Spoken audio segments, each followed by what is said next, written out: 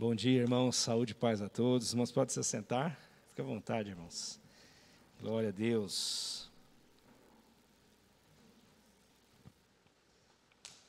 Muito bom, que bom estarmos juntos. Que bom termos esse tempo para adorarmos o Senhor, glorificar o nosso Senhor. Esses dias que nós temos vivido têm sido dias difíceis, né, irmãos? Dias onde nós dividimos as nossas emoções entre alegrias e tristezas, né? Celebramos ontem o aniversário do nosso irmão Marco Martins, né? Tivemos 2 irmãos fazendo aniversário na comuna. E o Lucas, filho da Simone. O Marco Martins e o Lucas, filho da Simone, fizeram aniversário ontem. Então a gente louva o Senhor, celebra pela vida deles, ora por eles. E no final do dia a gente tem a notícia que o Gilson perdeu o pai dele. E essa semana perdemos uma amiga, uma companheira, uma serva do Senhor, um exemplo para nós de discípulo do Senhor Jesus, alguém que amou a Cristo, alguém que serviu a Cristo além do discurso, alguém que praticou o amor, deixou um testemunho para nós sobre como é seguir Jesus, se resignou no tempo de aflição e de dor. Nossa irmã Teresa, eu lembro da nossa irmã Teresa quando chegou aqui, né, uma irmã jovial, né, dinâmica, vaidosa, né, sempre arrumada, produzida, sempre, né, toda sempre cuidando da sua aparência, né? E depois ela ficou doente, ficou numa cama, e que terrível. Imagina alguém dinâmico, trabalhador, independente, vaidoso, agora preso numa cama sem poder andar. E aconteceu muitas coisas com a nossa irmã, mas ela foi resignada, resiliente. Por vezes ela falou da tristeza de estar nessa condição, mas sempre agradecendo ao Senhor pelo cuidado de Deus com ela. E essa semana o Senhor recolheu a nossa irmã Teresa.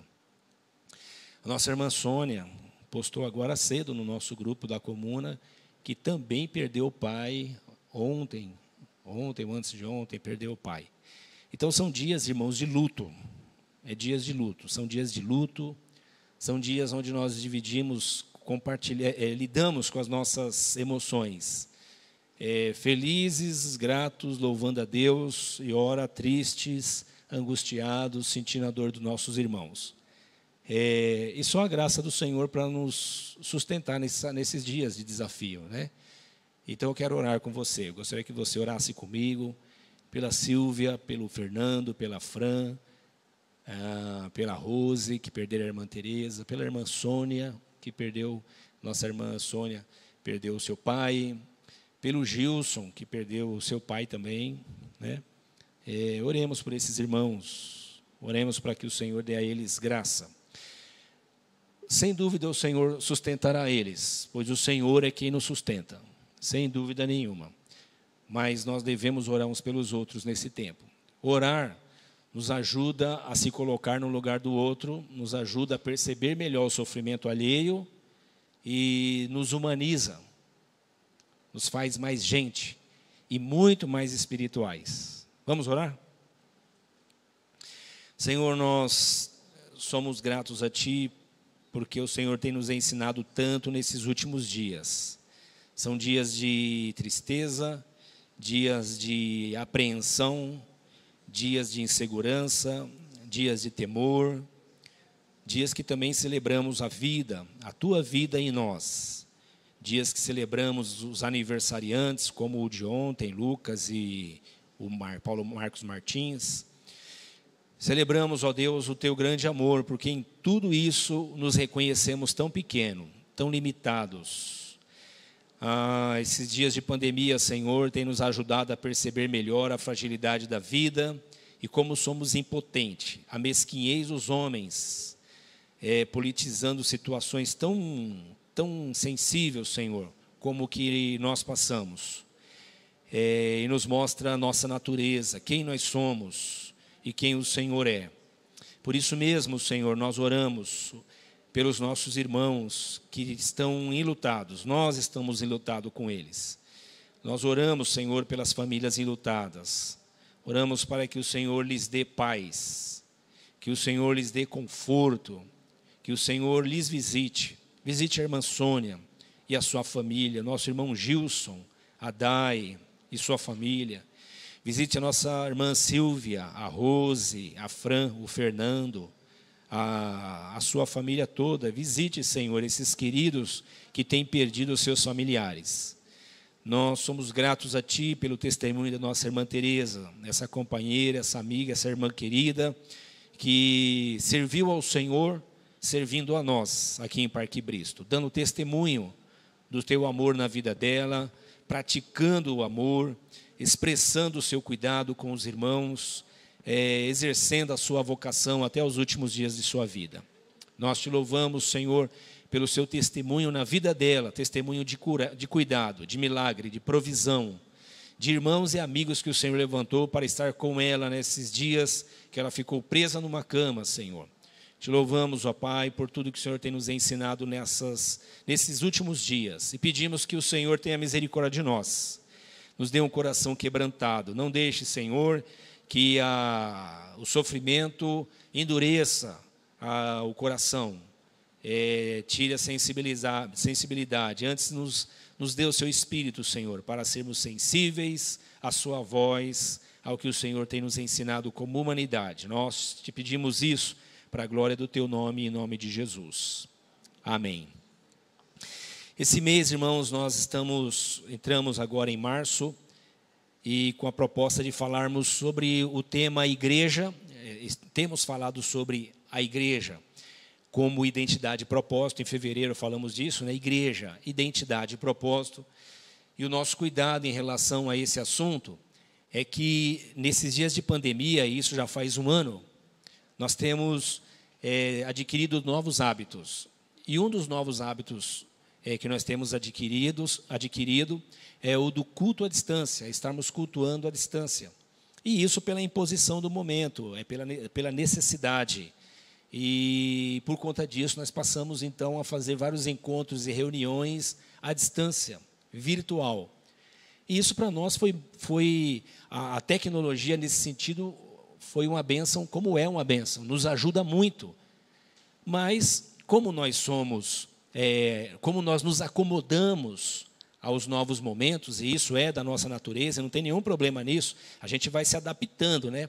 Nesse processo de adaptação, é natural que muitos de nós nos sentimos mais confortáveis, mais acomodados, né? Em participar do culto à distância. E isso também é natural. Mas nem tudo que é natural é bom para nós. E uma das coisas que certamente tem acontecido é que, pela dificuldade de muitos irmãos estarem congregando presencialmente, a maioria ficou mais acomodado participando à distância. Não tem problema nisso. O problema é que isso virou um novo hábito, e um hábito que tem atrapalhado a todos nós, mas a alguns tem atrapalhado mais do que a outros. É mais ou menos quando alguém que está acostumado a fazer um treino, né?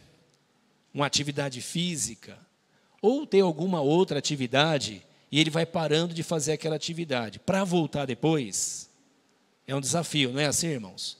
É um desafio. E são hábitos novos que são sendo admitidos, naturais, mas que nos atrapalham. E aí nos vem a preocupação de, nesse período de distanciamento, cada irmão e cada irmã não se esquecer a sua identidade. Quem é? Quem eu sou? Quem nós somos?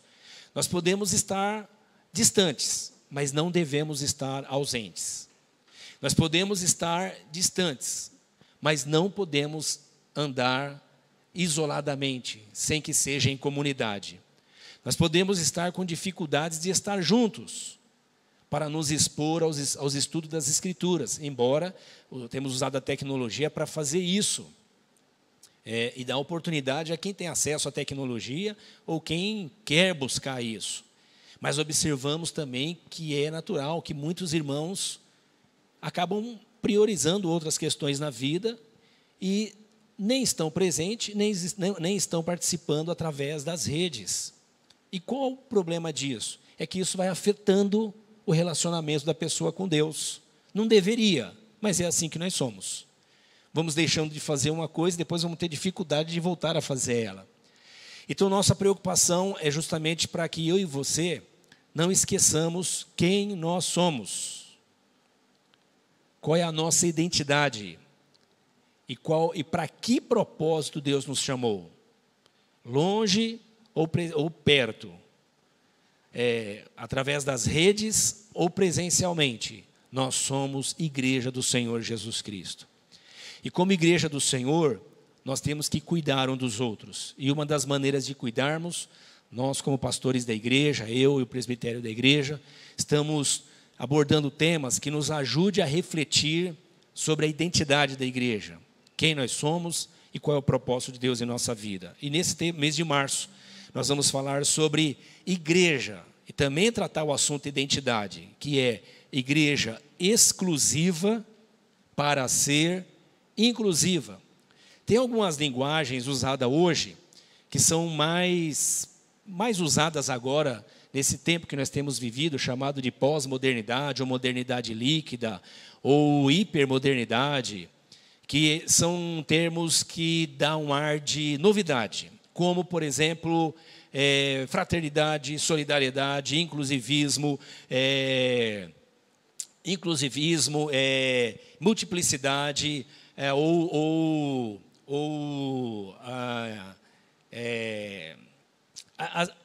a celebração das diferenças, pluralismo. E todas essas linguagens são boas, mas não são novas, não para a igreja de Cristo. A igreja do Senhor Jesus, a igreja de Deus, ela aprende com Deus sobre ser inclusiva, ser exclusiva, ser fraterna, ser solidária, ser pluralista, não segregadora. Aprendemos isso desde sempre. Então não há novidades para nós nesse assunto. Mas, como é comum a igreja, irmãos, tem o hábito de desenvolver linguagens de gueto. Quais são as linguagens de gueto? Isso acontece com qualquer grupo, viu, irmãos? Você vê isso no meio dos médicos, no meio dos advogados, você vê isso no meio dos jogadores de futebol. A linguagem de gueto é aquela linguagem intimista, que só aquele grupo conhece. E essa linguagem vai virando linguagem corrente. Entre os irmãos, na comunidade da fé, também acontece isso. A linguagem de gueto é a linguagem que só os crentes conhecem. E aí, essa linguagem que só os crentes conhecem, vai abandonando as linguagens das Escrituras. Nós podemos ter linguagem de gueto, mas a nossa linguagem de gueto tem que ser a das Escrituras. E a linguagem das Escrituras é interessante. Ela pode ser de gueto, mas ela não exclui ninguém. Ela fala de humanidade, fala de fraternidade, de solidariedade, de incluir. Quem incluiu mais do que Jesus, irmãos? Um tempo onde as crianças eram nada e as mulheres eram ninguém, e os escravos não serviam para nada, a não ser para ser explorado, Jesus chama todos de irmãos. E diz, vocês agora são filhos do meu Pai. Não há ninguém que inclui mais, não há ninguém que celebre mais a diversidade do que Jesus de Nazaré. Ninguém celebra mais a diversidade do que Jesus de Nazaré. E ele não tem linguagem de gueto, ele tem a linguagem universal do amor. E essa deve ser a minha, essa deve ser a nossa linguagem, a sua linguagem. Por isso que nós devemos falar sobre igreja exclusiva para ser inclusiva. E quando falamos de igreja inclusiva, hoje, nos nossos dias, tende-se a imaginar uma igreja que, de novo, segrega um grupo dos demais para dar atenção aos que não recebem atenção. De novo, a igreja não é assim. A igreja, ela é inclusiva. E nesse mês nós vamos conversar sobre isso. E eu quero começar então falando sobre isso a partir do primeiro ponto. Antes dela ser inclusiva, e a igreja que não é inclusiva não é igreja. O que é a igreja inclusiva? É aquela que não segrega. Olha que interessante. O Deus que vive em comunidade, a Trindade, ele cria tudo debaixo da sua graça, como se fosse um guarda-chuva. Então, tudo está debaixo da graça dele. Tudo é dele, tudo é para ele, tudo é para a glória dele, todos são filhos dele. Só que ele cria o homem, a sua imagem e semelhança, a coroa da criação, a última bolacha do pacote. O homem, então, se encanta consigo mesmo, ouvindo a serpente, rompe o relacionamento com Deus. E lá no capítulo 2 de Gênesis, nós vemos o homem dizendo, o capítulo 2 de Gênesis, né? Nós vemos o homem dizendo assim para a mulher. Bom, o texto diz que Deus criou o homem e a mulher e os dois eram um só. Mas depois da queda, depois que eles se separaram de Deus, se desconectaram com Deus, eles morreram.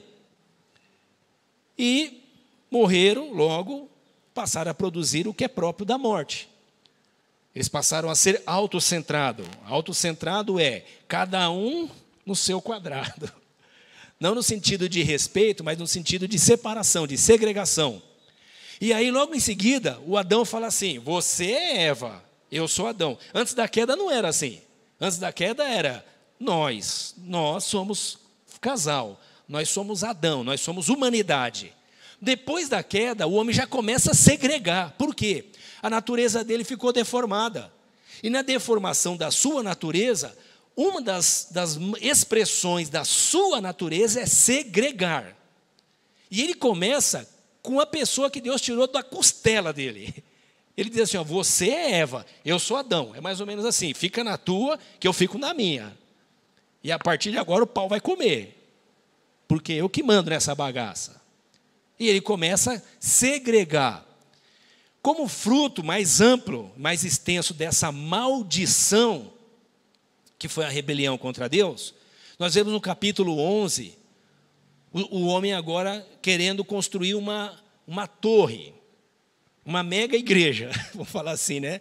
Era uma torre que chegasse no céu. A ideia é um sinal de poder, de dominação, de controle, que chega aos céus, ou faz algum contato com o céu. Então fizeram uma grande torre.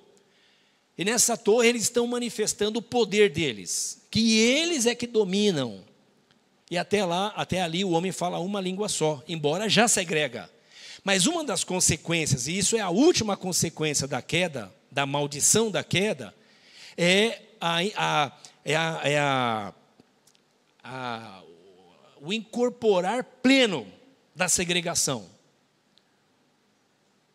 A Bíblia nos diz que o Senhor viu que o homem estava construindo, desceu e falou assim: bom, eu vou entregar para eles o último pacote, fruto da rebelião deles. E o último pacote é que cada um começou a falar uma língua diferente do outro. E aí se estabeleceu definitivamente a segregação plena. Porque agora não é só você é Eva, eu sou Adão. Agora é você é dessa nacionalidade, você é da outra, e você é de outro povo e eu sou de outro. Agora nós não somos só divisão de gênero. Agora nós nos distinguimos como nacionalidade. E nesse sentido, nacionalidade é assim. Somos todos irmãos no mundo. Somos a humanidade. Mas é só você ir no país do outro para fazer alguma coisa diferente que já começa a tensão.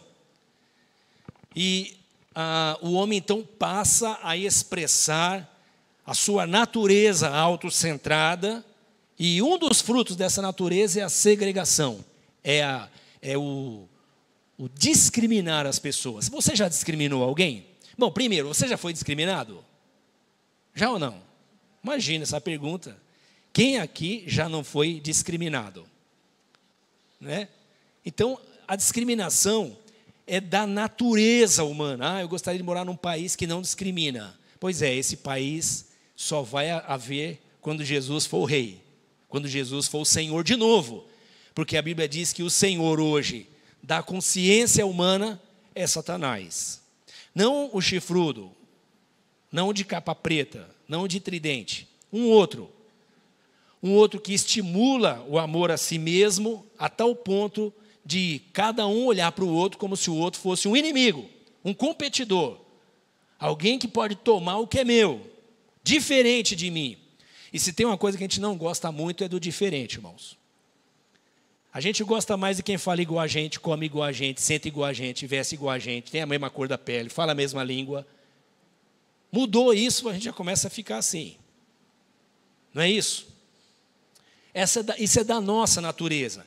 E olhar para isso, que é a diversidade, nós celebramos a diversidade. A diversidade é de Deus. Deus é que é diverso. Deus é que criou tanta pluralidade de vida, que você vê vida no peixe, que respira diferente de mim e de você, e você vê vida num pássaro, que se desloca diferente de mim e de você, você vê vida num verme, você vê vida em tudo que Deus criou. É a pluralidade, a diversidade, e nós celebramos a diversidade. Entretanto, nós lidamos com esse problema, que é do diferente. Então, todo mundo aqui já foi discriminado. A outra pergunta que eu fiz anterior, então, é: você já discriminou alguém? É quase igual aquele negócio que você vai andar assim, você tropeça, né? Você dá um tropeção assim, você fala: nunca imaginei que eu ia discriminar alguém, e se pega discriminando alguém. Você já fez isso? Fala a verdade, irmão. Todos nós, de alguma maneira, discriminamos. Ou porque é do Nordeste, ou porque é do Sul, ou porque é branco, ou porque é preto, ou porque é do olho verde, ou porque fala bem, ou porque tem dente, ou porque não tem dente, ou porque tem carro bom, ou não tem carro bom, ou porque mora onde, ou porque veste que roupa, ou que veste que marca, ou porque tem que voz, ou porque é de que religião. E esse processo de discriminação é da natureza humana. Só que isso é uma marca da nossa deformidade. Numa comunidade, numa humanidade que segrega, numa comunidade que só aponta o dedo, o Deus que é Pai e que nele não há discriminação de pessoas, a Bíblia diz, irmãos, que o profeta de Deus, Samuel, foi escolher um rei para Israel. E quando chegou diante do filho do Jessé, né, o mais velho, bonitão, grandão, falou: certamente eu estou diante do rei. O cara é um Dom Juan, o cara é um Brad Pitt. É bonito, é alto, é forte, peitudo. Ele falou: esse é o cara. O Deus falou para ele assim: Samuel, toma vergonha na cara, Samuel. Samuel, se enxerga, Samuel. Eu não tenho o olho igual o teu, Samuel. Meu olho é outro. O Deus eterno diz assim para nós: eu não tenho um coração igual a de vocês, o meu coração é outro. Deus nem tem coração, mas Ele usa a linguagem humana para a gente entender alguma coisa dele, já que Ele é Espírito. O Deus eterno diz assim: eu não ouço como você ouve. Não diz que eu ouvi o que você ouviu, porque eu não tenho o ouvido que você tem. Não diz que você viu o que eu vi, porque você não tem o olho que eu tenho.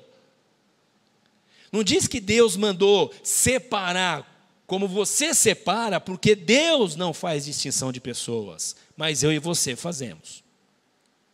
O ser humano faz. E esse Deus eterno, para ensinar o homem que não é assim que deve fazer, Ele pega do grupo de segregadores, do grupo de gente que divide, que produz dissensão, Ele pega desse grupo e separa um grupo para Ele.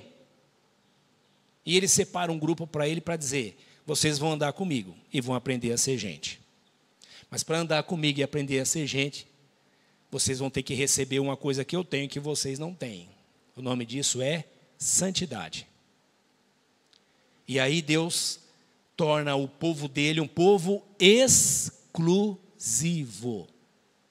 Então Deus separa da multidão um grupo que Ele chama de meu povo no Antigo Testamento. E no Novo Testamento Ele chama de minha igreja. E Ele diz: eu vou ensinar vocês. Só que vocês são tão atrapalhados que eu vou ter que entrar em vocês. Se eu não entrar em vocês, vocês não vão saber o que eu estou falando. Se eu não entrar em vocês, vocês não vão ver como eu vejo. Se eu não entrar em vocês, vocês não vão ouvir o que eu ouço. Se eu não entrar em vocês, vocês não vão ter o coração que eu tenho. Então esse Deus separa um pessoal para Ele. E nesse sentido, na Bíblia toda, nós vemos o Deus eterno manifestando a sua natureza, agindo com exclusividade. Então, o Deus que quer me ensinar e ensinar você a não ser segregador, a sermos inclusivos, antes tem que nos separar. E daí vem a palavra santo. Santo significa separado. Santo é separado. Bom, tem muita coisa para nós aprendermos sobre isso nesse mês. Mas a religião humana é tão louca que se alguém diz que ele é santo, ele de novo já se acha melhor do que alguém. E já começa a discriminar de novo. Cá entre nós, irmãos, que tipo de gente entraria nessa reunião que você iria olhar de baixo para cima e falar assim, sei não, esse lugar aqui está ficando mal frequentado. Que tipo de gente iria entrar aqui que você ia olhar assim, de baixo para cima e dizer, a igreja já não é a mesma. Que tipo de gente? Uma mulher que é chamada de prostituta? Ou um político que extorque, tira dinheiro dos outros? Ou alguém doente, contaminado? Que tipo de gente entraria aqui que eu e você iríamos olhar de baixo para cima e perceber como a nossa natureza reage? Bom, o Deus eterno, que precisa ensinar a gente a ser gente, se faz gente, vem habitar entre nós e vem ensinar o que é andar no meio de todo tipo de gente, de qualquer gente, para tirar essas pessoas da condição deles e colocar elas numa nova condição. E o texto bíblico que eu quero usar, nosso tempo já correu bastante, né? Mas o texto bíblico que eu quero usar para introduzir esse assunto para vocês, para falar hoje só sobre igreja exclusiva. Então a primeira coisa é, Deus me tornou exclusivo, santo, separado. É alguém que está lá fora, ele vai lá fora no grupo de gente que discrimina, que é segregador, que é julgador, que aponta o dedo.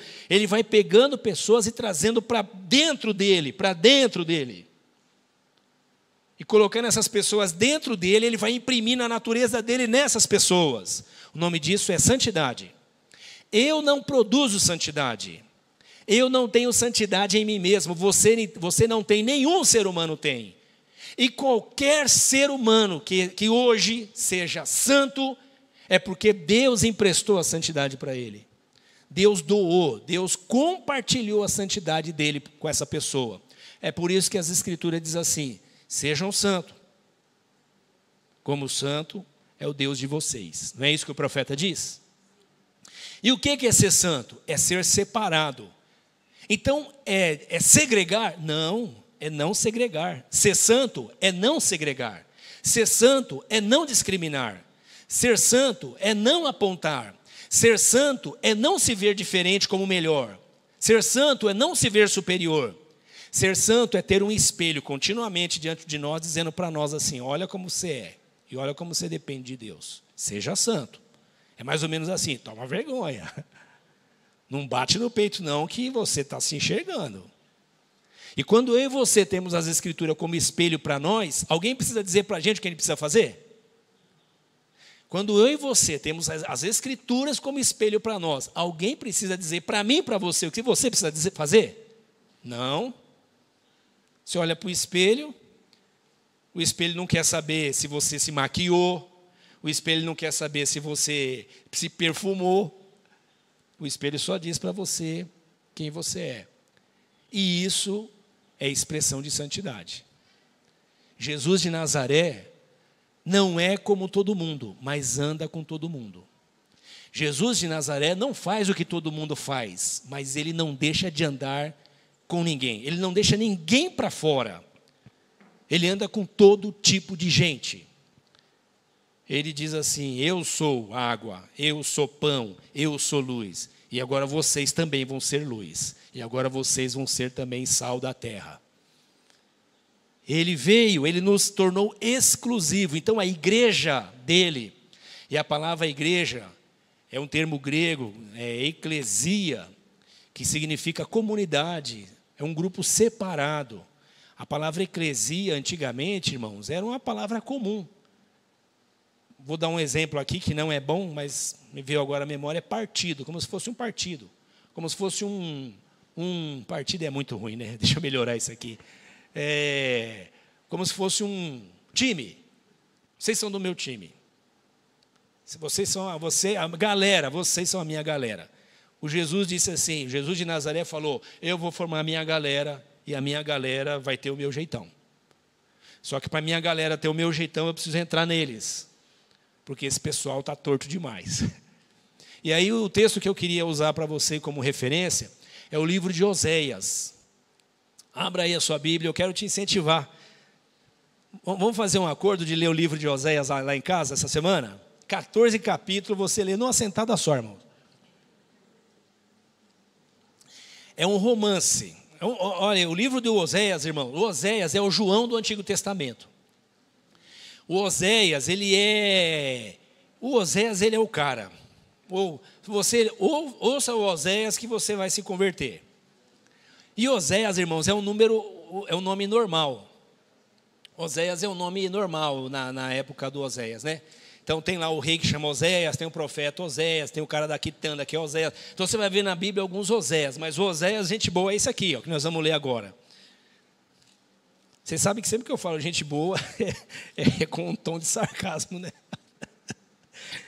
Mas o Oséias aqui, ele realmente dá um bom testemunho. Então, o primeiro texto que eu queria ler com você, Oséias capítulo 11. E deixa eu introduzir o assunto, irmãos. Oséias, ele é profeta do povo de Israel e de Judá. E você vai ver aí que o Senhor fala com Israel e com Judá. Por que Israel e Judá, se Deus está falando com um povo só? Olha que interessante. O povo de Deus, lembra que eu falei para vocês que Deus chama um povo para ser o povo dele? E Deus então chamou um cara chamado Abrão. Abrão teve 12 filhos, esses 12 filhos se tornaram, constituíram o povo de Israel. Esse povo se tornou uma nação. E esses 12 filhos, então, cada filho se tornou uma tribo. Então são 12 tribos, uma só nação. Como é o nome dessa nação? Israel. Quem fez Israel? Deus. Quem constituiu Israel? Deus. Para quê? Para que Israel fosse exclusiva dele. Essa galera que o Deus do Antigo Testamento tirou do meio da turma que discrimina, que segrega, para fazer um povo dele. Um povo especial, um povo zeloso, um povo de boas obras, como relembra Pedro na sua epístola.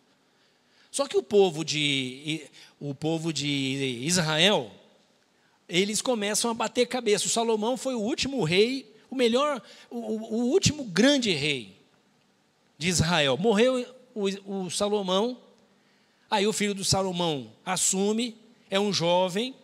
O Salomão deixou umas dívidas no reino, tem muito imposto. O povo chega para o filho do Salomão e fala, você não pode ajudar a gente, que é muito pesado. Aí ele vai buscar conselho. Em vez de ele buscar conselho com os conselheiros de Salomão, que eram os crânios da época, ele vai buscar conselho com a moçada, que é o pessoal da faixa etária dele, os padrinhos dele. Aí ele vai conversar com os padrinhos dele falam, mostra quem manda aqui. E aí ele vai lá e aumenta mais ainda o imposto. Aí ele é mais duro ainda. As 12 tribos, então, se revoltam. E 10, que fica no norte, se separa de 2 que ficam no sul. As tribos do norte começam a ser chamadas agora de... e aí a divisão em Israel, segregação. O povo segregou. Deus chamou eles para serem um. Separado para ser um, para não discriminar. O que eles fazem? O que é da natureza deles. Segregar, dividir, discriminar. E eles começam fazendo isso primeiro com as pessoas que são de fora, depois eles começam a fazer isso com eles mesmos.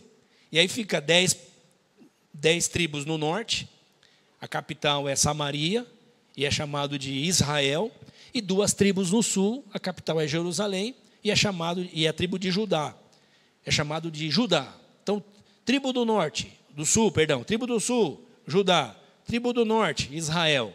Então, quando você lê lá Israel, está falando da capital Samaria e de tribo do sul, Judá, capital Jerusalém.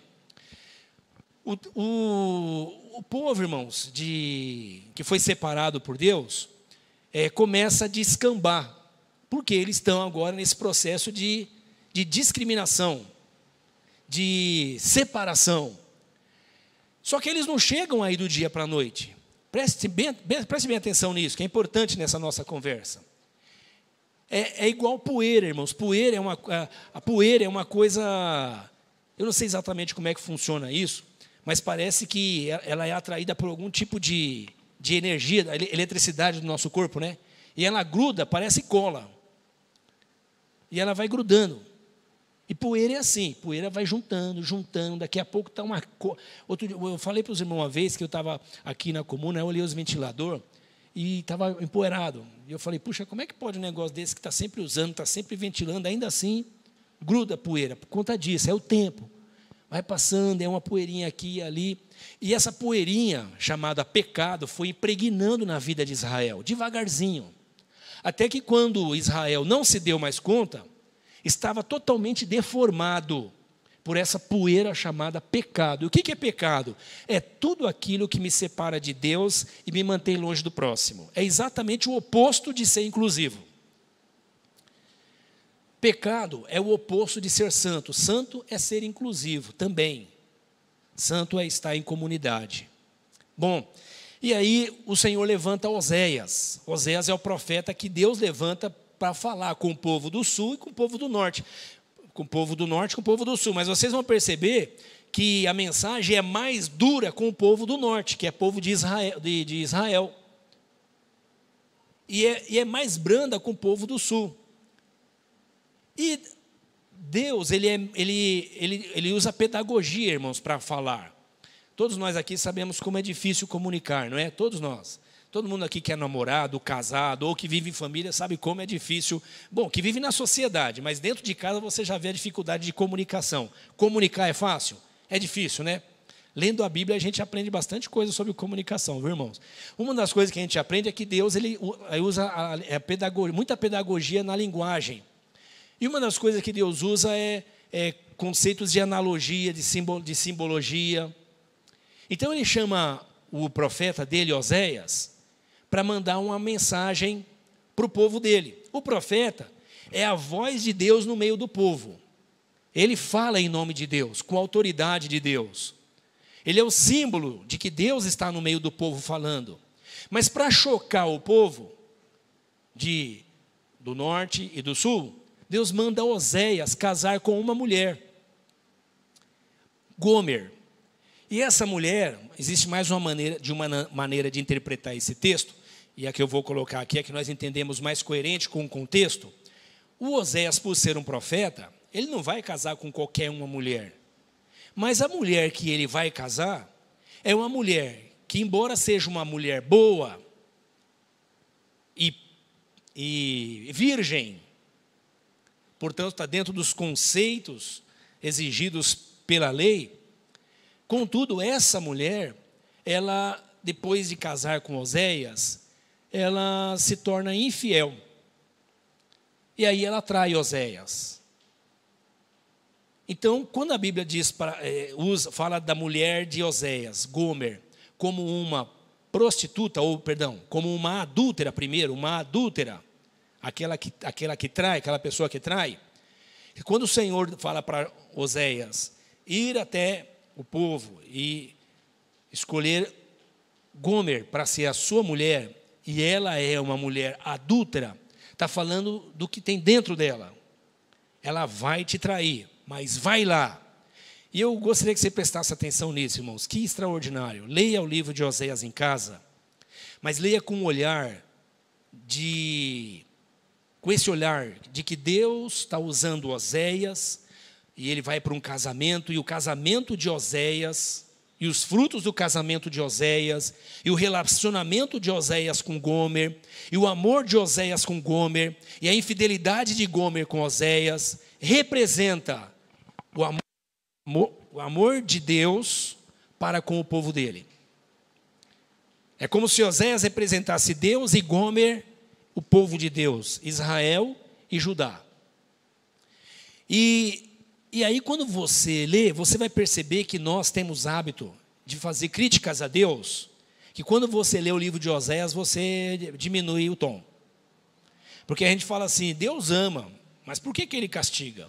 Deus ama, mas por que ele corrige? Deus ama, mas por que ele repreende? Deus é amor. Aí você vai conversar com alguém que foi traído e que perdoou a traição, e que trouxe a pessoa de novo, e que amou essa pessoa de novo, e essa pessoa continuou traído. Aí você fica com sangue no olho. Mas isso é injustiça. Como é que pode alguém fazer isso? Uma pessoa dessa tem que ser punida. Pois é. É o Deus comunicando para nós, seres humanos, como que é duro ser traído. Como que é duro sofrer a traição. Só que quem está traindo Deus é o povo dele. O povo que foi separado, santificado nele, para ter um novo jeito de viver. E aí o capítulo 11, ele fala dessa exclusividade. Eu não vou poder falar o que eu gostaria de falar hoje, nosso horário já foi. Eu vou ler esse texto e já estar indo para o encerramento. Eu gostaria muito que você se sentisse estimulado a ler esse livro de 14 capítulos lá na sua casa. E você pode ler a semana várias vezes, você vai amar esse livro. Capítulo 11, irmãos, nos fala da eleição. O Deus da Bíblia é um Deus que, quer a gente goste ou não, e a maioria das vezes a gente não gosta, ele elege pessoas. Ele separa pessoas, ele chama pessoas, ele faz a tribo dele, ele faz o time dele, ele faz a galera dele. Para quê? Para entrar na vida dessas pessoas e ensinar essas pessoas um novo jeito de viver. Então ele diz assim, ele está falando com Israel, usando Oséias, capítulo 11. Quando Israel era menino, eu o amei. Que menino? Novinho lá, no começo da sua formação como nação, um menino. Do Egito chamei o meu filho, quando Israel estava lá escravizado no Egito. Mas quanto mais eu o chamava, mais ele se afastava de mim. Eles ofereceram sacrifício aos Baalins e queimaram incenso para os ídolos esculpidos. Então ele está dizendo que ele amou o jovem Israel, trouxe para a casa dele, mas quanto mais ele chama para amar, mais esse jovem Israel busca outros amantes, outros deuses. Mas fui eu quem ensinou Efraim a andar tomando nos braços, mas eles não perceberam que fui eu quem os curou. Eu os conduzi com laços de bondade humana e de amor, tirei do pescoço deles o jugo e me inclinei para alimentá-los. E aí no capítulo 11 você vai ler Deus falando dessa exclusividade, como ele chamou Israel, como ele separou Israel. Deus, sim, é um Deus que separa um povo para si. Ainda no capítulo 4, versículo 11,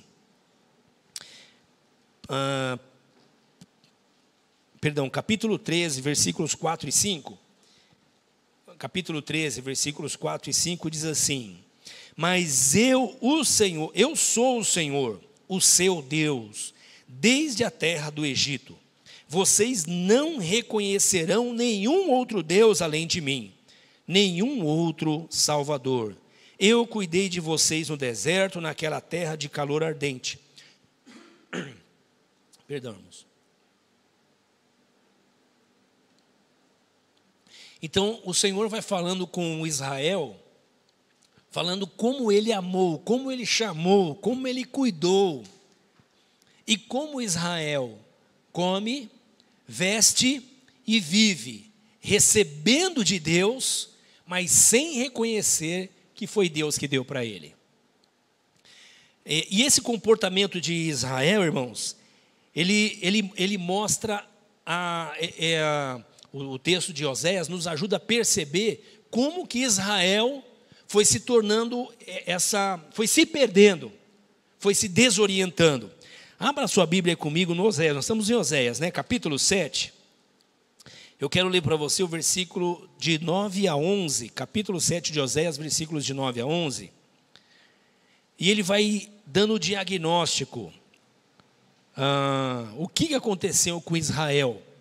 Porque é assim, né, irmãos? A gente quando conhece a pessoa que ama, você quer viver para a pessoa, não é assim? Amor é isso, irmãos. A gente aprende na Bíblia que amor é cuidar, tá? Amor é cuidar. Quando você só quer consumir a outra pessoa, isso é paixão, isso não é amor, não. Eu quero consumir o outro, eu quero para mim, é meu, eu tenho que ter isso, eu vou ter, isso é pele, só fogo, o nome disso é paixão, isso não é amor. Isso dura um tempo, depois acaba. Acabou, vai aparecer outro. Porque isso é fruto, diz a Bíblia, da nossa cobiça. Eu quero uma coisa para mim. É o troféu, eu preciso de um troféu. E aí a pessoa vai com força através desse troféu, pegou. Troféu é assim, né? Você que já correu, já pegou uma medalha, alguma coisa, você vai lá, corre, pega a medalha. Quando você pega, você fala, legal, quero outra. Aí vai correr de novo, vai para outra competição. Por quê? Porque alcançou o objetivo, né? Assim, você alcançou Então, quando é só troféu, é isso. Já tive, agora. Amor tem a ver com cuidado. Você olha e fala, eu vou cuidar, eu quero cuidar. Quero ver melhor, quero ver mais bonito, quero ver mais elegante, quero ver mais saudável, quero ver mais feliz. E é isso que a Bíblia nos ensina sobre amor. Só que o povo de Israel, ele vai se desorientando. No capítulo 7, versículo de 9 a 11, diz assim: estrangeiros sugam sua força. Força de quem? Israel. Mas ele não o percebe. Seu cabelo vai ficando grisalho, mas ele nem repara nisso. A arrogância de Israel testifica contra ele. Mas apesar de tudo isso, ele não se volta para o Senhor, para o seu Deus. E não busca. Efraim, olha que bacana, que frase interessante. É como uma pomba facilmente enganada. E sem entendimento. Ora apela para o Egito, ora volta-se para a Síria.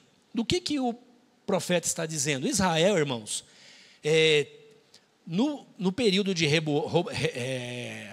Roboão II, foi um rei poderoso, que governou por 40 anos. Israel chegou no ápice do poder econômico, político, de extensão, não comparado a Salomão, né? Mas ele é um rei poderoso, 40 anos, pouco mais de 40 anos, 41, 42 anos ele reinou. É um rei forte. E os irmãos sabem, quando a gente está bem de saúde, bem de dinheiro, bem de relacionamento, bonito na fita, o que acontece? A gente começa a falar, modéstia à parte. A gente não faz assim? Dá licença. Alguém fala, rapaz, dá graças a Deus. Eu dou graças a Deus, mas cá entre nós eu fiz a minha parte. E tem que fazer mesmo. Não faz não para ver. Só que até a nossa parte que a gente sabe que faz dependendo do Senhor. E o Israel, irmãos, estava se sentindo grande, orgulhoso. E o que aconteceu? O Roboão morreu. E o profeta está entregando uma mensagem para Israel, já no reinado de Roboão. O segundo. E ele morre. Nesse período, que é a glória de Israel, ele está vaidoso. Como ele está vaidoso, ele está embriagado com o que ele olha para o espelho. Ele está embriagado consigo mesmo. E nessa condição, ele se esquece de Deus, ele se desconecta de Deus. Mas Israel foi separado. Israel é um povo exclusivo. Está embriagado? Está encantado consigo mesmo? Tá. Ora, o dono de Israel vai ter que dar um sacode no Israel. Porque o Israel está embriagado, igual a pomba aqui, versículo 11. Efraim é como uma pomba facilmente enganada. Ora agarra o Egito, ora agarra a Síria. Por quê? Porque ele começa a entrar num declínio e começa a fazer alianças. Ao invés de confiar em Deus, como ele confiava no começo, para ter o poder que alcançou, ele começa a fazer alianças políticas. Os irmãos sabem que alianças políticas, ainda hoje é assim, tem interferência de alianças religiosas, morais e éticas. Isso aconteceu com Israel. Israel começa a fazer aliança política com a Síria e com o Egito, duas potências da época. Só que fazer alianças com a Síria e com o Egito não é não discriminar. é se sujeitar a novos valores, a novos conceitos, a novos princípios, e abrir mão do chamado exclusivo dele para ser um povo santo. Ele agora vai abrindo a mão da sua chamada de ser santo e separado para estar bonito, para estar bem na fita. É mais ou menos aquela pessoa que diz assim, bom, é mais ou menos, vou dar aqui um exagero, a gente soube alguns anos atrás de um grupo de deputados aí que estava desviando dinheiro, né? Roubando dinheiro. E aí mostra uma cena deles reunidos, dando as mãos e orando a Deus por aquela grana que eles estavam metendo a mão. Deus, nós damos-te graça, porque o Senhor está mandando a provisão. Mas é fruto de roubo. Mas está mandando. O importante é que Deus está mandando. Ou de ladrões, né? Que mandam pedido de oração para a igreja. Nós já vimos isso, o trabalho que eles vão fazer. Que trabalho? Um roubinho a banco. Nada que vai afetar eu e você. Não é? Mas ele ora e pede. Vocês vão percebendo como a linguagem religiosa vai levando à loucura, a ponto da pessoa pedir a Deus. É mais ou menos alguém que começa a orar, olhar o marido ou a mulher do outro e fala, Senhor, o negócio ali está feio, eu já vou ficar de olho, orando para Deus preparar esse vaso ou essa vaza, como o pessoal diz. É alguém que já está de olho no fracasso alheio para conseguir alguma coisa. Isso é a loucura da religião. Israel vai fazendo alianças econômicas e bélicas com a Síria e com o Egito para conseguir alcançar os seus objetivos. E o Senhor está dizendo que ela então está se afastando dele. No capítulo 4, diz assim, capítulo 4, versículos de 4 a seguir, o Senhor começa a indicar o que está acontecendo. Ele diz assim, mas que ninguém discuta, que ninguém faça essa acusação, pois sou eu quem acusa os... Está aqui? Lê comigo aqui, ó. Mas que ninguém discuta, que ninguém... Pois sou eu quem acusa os sacerdotes. Vamos seguir? Pode seguir. Vocês tropeçam dia e noite, e os profetas tropeçam com vocês. Por isso, destruirei a mãe de vocês, que é Israel. Continua. Meu povo foi destruído, porque faltou... Que conhecimento, irmãos? Conhecer a Deus. Os profetas e os sacerdotes, ao invés de ensinar a palavra, ensinavam o que as pessoas queriam ouvir. Não pode ser aquele sermão que confronta. Não pode ser aquela pregação que fala sobre pecado. Não pode ser aquela pregação que diz quem eu sou, a minha natureza. Tem que ser uma pregação que deixa você sair da reunião se sentindo um fofinho. Um ursinho cor-de-rosa. É a mensagem do Deus fofinho. Pastor, então Deus é um carrasco? Não, Deus é amor. O problema é que eu já sou tão apaixonado por mim mesmo, que se alguém começa a falar que eu sou a última bolacha do pacote, eu começo a acreditar. E é isso que os profetas e os sacerdotes estavam fazendo naqueles dias. Eles enganavam o povo com um ensinamento que não é o ensinamento da palavra de Deus. Com ensinamentos que agradavam ouvidos, os olhos, os desejos das pessoas. E o Senhor está dizendo para eles, ninguém me chame a atenção, porque eu sei quem está fazendo isso com o meu povo. São os profetas e os sacerdotes. Ora, quem são os sacerdotes e os profetas, irmãos? Senão aqueles que representam a voz de Deus e a palavra de Deus no meio do povo. No século 21, eles estão falando dos pastores, dos bispos, dos líderes das igrejas,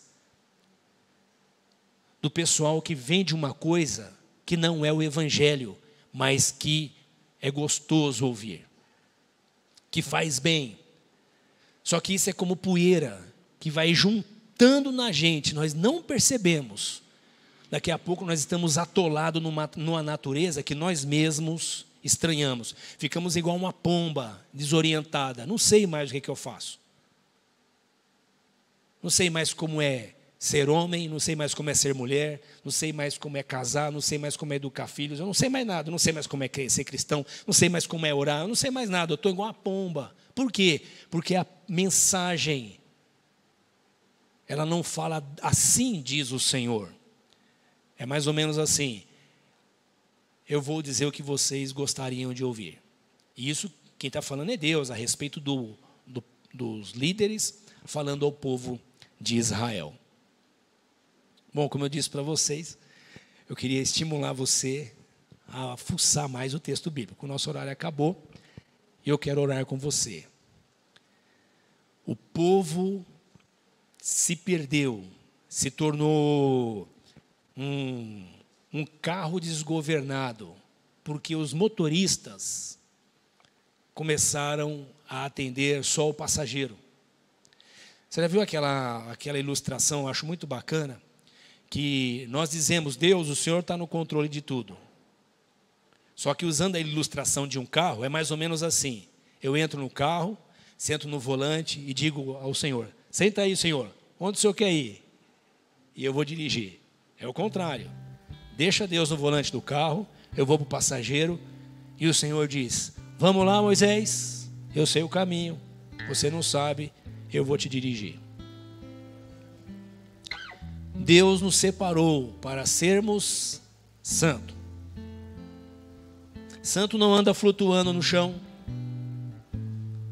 Santo não anda de peito estufado como um galo, olhando para os outros e apontando o pecado alheio.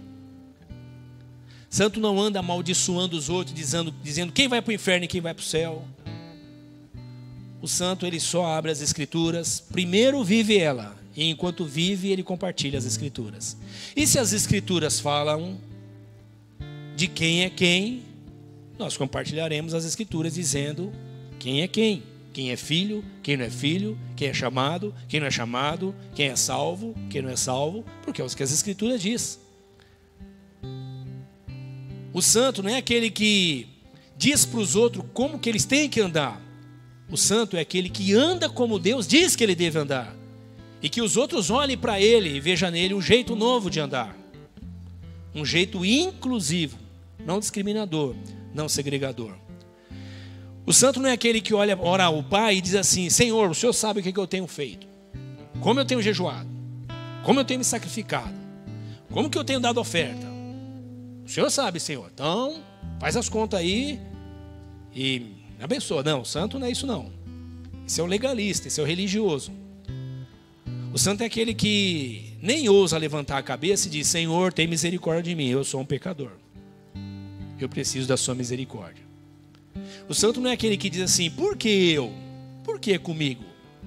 Embora eu e você, na nossa fraqueza, às vezes falamos isso. Mas o santo não é aquele que diz: por que eu, Deus? Por que comigo? O santo é aquele que dá graça em todo o tempo por tudo que está acontecendo com ele, porque ele sabe que Deus é soberano. E o Pai cuida de nós. O Senhor diz: vocês sabem cuidar dos filhos de vocês. Eu não vou saber cuidar de vocês melhor do que vocês mesmos? Se sim, nós dizemos: Deus tem cuidado de nós. O Senhor é meu pastor. O Senhor não vai me faltar. O Senhor nos chamou para sermos santos. Santo é mais do que uma lista de regrinha moral do que pode e que não pode. Ser santo é uma ética do reino de Deus, que me ensina quem eu sou. Não porque eu sou, porque eu me fiz assim, mas porque o Deus veio habitar em mim. Deus veio morar em mim. O meu povo foi destruído porque faltou conhecimento. Conhecimento é relacionamento. O livro de Oséias fala sobre relacionamento. Vamos ler Oséias para o nosso relacionamento com Deus, para o nosso relacionamento com o cônjuge, para o nosso relacionamento em família. Vamos ler Oséias. Vamos orar? Eu quero orar com você e espero que você saia daqui com vontade de ler o livro de Oséias. Senhor, nós te louvamos pelo privilégio que o Senhor nos deu de sermos teu povo, tua igreja. Obrigado por nos chamar, Senhor, e nos fazer povo teu e ovelha do teu pasto. Nós te louvamos pelo teu cuidado conosco. Nós te louvamos porque sem merecer o Senhor nos chamou. Sem merecer o Senhor nos separou. e nos separou para aprendermos com o Senhor como é ser gente, olhando para Jesus, o teu Filho, vivendo em Jesus, encarnando Jesus, sendo manso e humilde como Ele.